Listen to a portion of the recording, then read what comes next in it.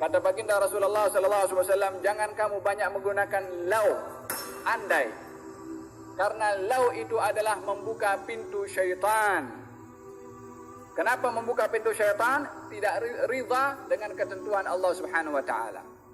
Keluar naik kereta, dalam perjalanan kereta pancit, andai tadi naik motosikal, andai tadi naik LRT. Tetapi baginda Rasulullah bersabda, bila mana perkara itu berlaku, maka hendaklah dia mengatakan qaddarallah ma syaa fa'al. Allah dah mentakdirkan apa yang dikehendaki itu yang akan terjadi.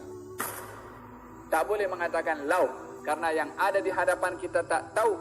Yang terpenting adalah mengambil sebab, yang terjadi adalah di luar kawalan manusia. Walihada orang yang beriman kepada Allah Subhanahu wa taala, bila mana apa-apa berlaku kepada hartanya, kepada ahli keluarganya, kepada temannya, kepada apa saja yang mereka sayangi, bila mana adalah tiba waktu untuk kehilangannya, inna lillahi wa inna ilaihi.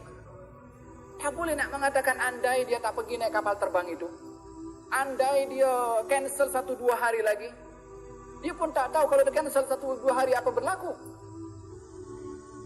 Idzan kita berinteraksi, kita ini tertakluk dengan sultannya qadar. Qadar sultan. Kita tertakluk dengan sultannya qadar. Kita tak boleh nak melawan takdir. Wa fawq tadbiruna lillahi tadbiru.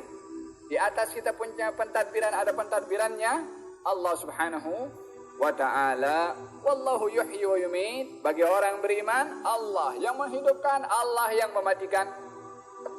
Berapa banyak orang berusaha untuk bunuh diri, dah dikerat dia punya juru tangan, orang nampak, pergi buat hospital, boleh selamat? Yang nak mati tak mati. Berapa banyak orang pergi keluar negara untuk berubat supaya sehat, mati di sana. Allahu yuhyi wa yumiit. Allah yang menghidupkan, Allah yang mematikan. Kematian dan kehidupan bukan milik sesiapa. Kematian tidak boleh dielak oleh sesiapa pun juga. Bila mana apa-apa berlaku kematian kepada seseorang dengan sebab atau tanpa sebab, bukan karena sebab orang itu mati, tapi karena ajal sudah tiba, kerana banyak orang mengambil sebab untuk mati, tak mati. Berapa banyak orang mengelak diri daripada kematian, akhirnya